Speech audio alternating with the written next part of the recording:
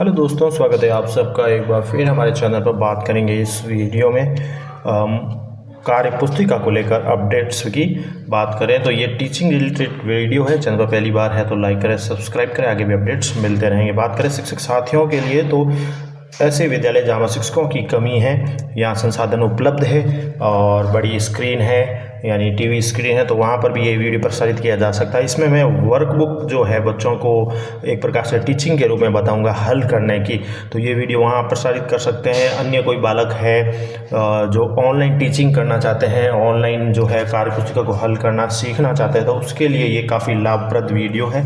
तो बच्चों के लिए भी है और शिक्षक साथियों के लिए भी है। जहाँ पर विद्यालय में शिक्षकों की कमी है तो वहाँ मैं ये कार्य पुस्तिका हल करने के वीडियो इसमें शेयर करूँगा, एक प्लेलिस्ट क्रिएट करूँगा। तो ये पहला वीडियो जिसमें बेसलाइन असेसमेंट को हल करना मैं बताऊंगा, क्योंकि वर्कबुक अब लगभग सभी स्कूलों में आ चुकी है। पहला पेज ही है, प्रारंभिक मूल्यांकन हिंदी विषय है। हिंदी विषय का पहला बेसलाइन असेसमेंट शुरू करते हैं। तो पहला क्वेश्चन आता है कि वह शब्द चुने जिसका पहला अक्षर चित्र में दिखाई वस्तु के पहले अक्षर के समान है। तो चित्र में दिखाई जो वस्तु है आप देखें तो ये एक पलंग है। तो पलंग यानी प से शुरू अक्षर हो रहा है, तो इसका जो राइट ऑप्शन होगा वह प से पतंग होगा, वह भी पहले अक्षर के समान है।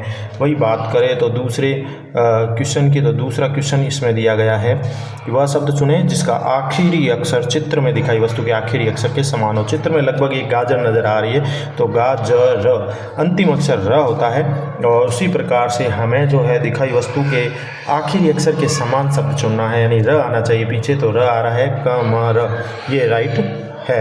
इसके साथ ही बात करेंगे अगले क्वेश्चन की। तो अगला क्वेश्चन है हमारा नंबर 3 क्वेश्चन, जिसमें आपको पहचानना है कि किस शब्द में सभी शब्दों में बड़ी ई की आवाज़ सुनाई देती है। अब बड़ी ई की आवाज़ वाले शब्द हमें ढूंढने हैं। तो तीसरा क्वेश्चन जो हमारे सामने है वो है बड़ी ई की आवाज़ सुनाई देती है। उसमें बात करें तो अब ऑप्शन हमारे पास हैं अलग अलग। पहला है भेड़िया, मिठाई और टोकरी। दूसरा है मिठाई, टोकरी या चींटी। तीसरा में चींटी, औरत, ढोलक और औरत, ढोलक या भेड़िया। तो बात करें तो सबसे पहले जो चौथा ऑप्शन है औरत, ढोलक और भेड़िया, ये तो हो ही नहीं सकता, ये हो जाएगा क्रॉस, क्योंकि औरत, ढोलक ओ की आवाज़ वगैरह है औ की, और चींटी में औरत, ढोलक इसमें भी नहीं है, क्योंकि बाकी की जो है अलग मात्राएं हैं। बड़ी ई की मात्रा बात करें, इसमें भेड़िया में छोटी ई की मात्रा 1 है, और मिठाई में भी है पहले ऑप्शन में, इसमें भी छोटी ई की मात्रा है, और टोकरी में बड़ी ई की मात्रा है, तो इस ये भी क्रॉस। बात करें लास्ट 2 ऑप्शन जो राइट हो सकता है वह मिठाई, टोकरी, चींटी, सब में बड़ी ई की आवाज़ लगभग आ रही है, क्योंकि मिठाई में ई हो गया, पीछे टोकरी में भी ई बड़ी मात्रा, चींटी में बड़ी ई की मात्रा है। तो जो राइट ऑप्शन हो गया हमारा ऑप्शन 2 होगा, मिठाई, टोकरी और चींटी।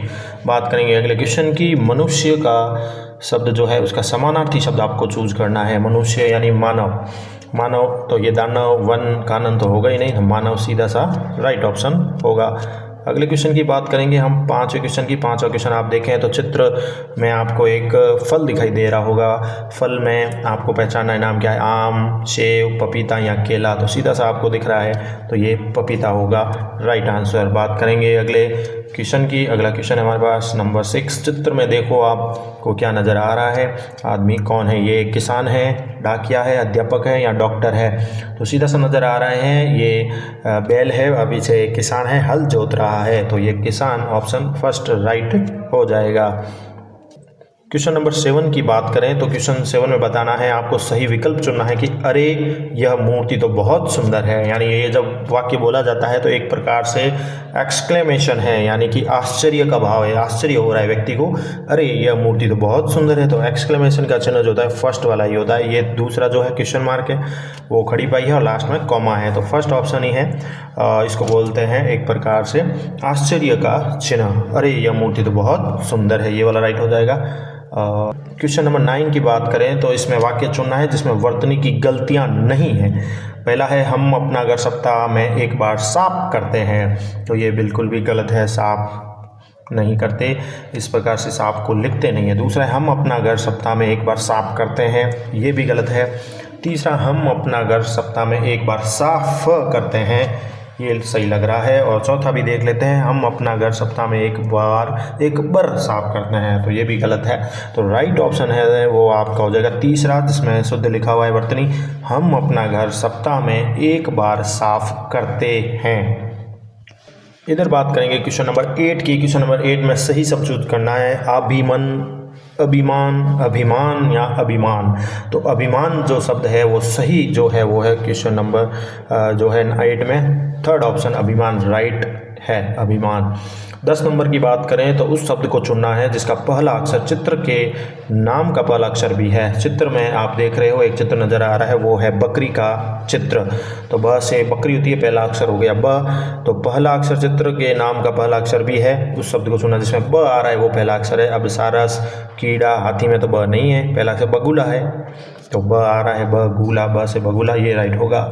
वहीं 11वें क्वेश्चन की बात करें तो नंबर 11 क्वेश्चन में आपको ढूंढ करना है सही वर्तनी कौन सी है। अध्यापक, टीचर की जो लिखनी है वर्तनी वो कौन सी सही है। अध्यापक, अध्यापक, अध्यापक, इसमें जो राइट जो है ऑप्शन वो ऑप्शन नंबर 2 है।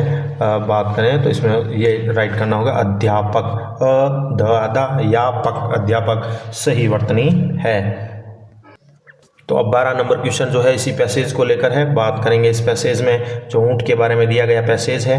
पहला क्वेश्चन है कि ऊँट जो है अधिकतर कहाँ पाया जाता है। तो पूर्वी मैदानी भाग में, राजस्थान के पश्चिमी रेगिस्तानी क्षेत्र में, अरावली पर्वतीय प्रदेश में या हिमालय में। तो इसका जो राइट ऑप्शन है वो ऑप्शन नंबर 2 होगा, क्योंकि अभी हमने पैसेज पढ़ा है। पैसेज में लिखा कि ये राजस्थान के पश्चिमी रेगिस्तानी क्षेत्र में पाया जाने वाला है, इसको रेगिस्तान का जहाज भी कहा जाता है। तो ऑप्शन 2 राइट होगा। फिर है ऊँट के पैर गद्दीदार होते हैं, इस वाक्य में विशेषण बताना है। तो विशेषण वो होता है जो किसी की विशेषता बताता है। अब ऊँट के पैर कैसे हैं कि गद्दीदार है, यानी उसमें पैरों की विशेषता बता रहा है। तो ऊँट गद्दीदार पैर होते हैं, इनमें से कौन सा राइट होगा। तो गद्दीदार जो ऑप्शन है वो राइट होगा, क्योंकि ये उसकी विशेषता बता रहा है। 14 नंबर में क्वेश्चन है कि किस जानवर को रेगिस्तान का जहाज कहा जाता है। तो अभी हमने ऊपर पढ़ा है ऊँट के बारे में ही, तो इसका राइट जो है उत्तर ऊँट ही होगा, ऑप्शन 2 राइट होगा। ऊँट को रेगिस्तान का जहाज कहा जाता है। लास्ट क्वेश्चन है इसमें, ऊँट बिना पानी पिए कितने समय तक जीवित रह सकता है। 1 सप्ताह, 1 पखवाड़ा, 1 माह या 1 वर्ष। अभी हमने ऊपर पढ़ा है इसी पैसेज के अंदर कि ऊँट कितना जीवित रह सकता है। तो पानी पी सकता है, एक तो पानी 35 लीटर पी सकता है, और बिना पानी के 1 महीने तक रह सकता है। तो इसका जो राइट ऑप्शन होगा वो ऑप्शन होगा तीसरा, ऑप्शन तीसरा है 1 माह, यानी 1 महीने तक जो है ऊँट बिना पानी पिए रह सकता है। एक साथ ज़्यादा पानी वो पी लेता है, इस वजह से जीवित रहता है। तो ये हो गया बेसलाइन असेसमेंट हिंदी विषय कक्षा 4 और 5 के लिए। ये वीडियो आपकी काफ़ी उपयोगी होगा। और इसके साथ ही ये जो पेज होता है वर्कबुक का, तो बेसलाइन असेसमेंट में इसमें जो डॉट डॉट दिए गए इसको काट कर हम अपनी जो पोर्टफोलियो फाइल होती है उसमें भी संधारित कर सकते हैं बच्चे के रिकॉर्ड के लिए। तो ये महत्वपूर्ण जानकारी आप सभी के लिए पहले वीडियो के रूप में। धन्यवाद।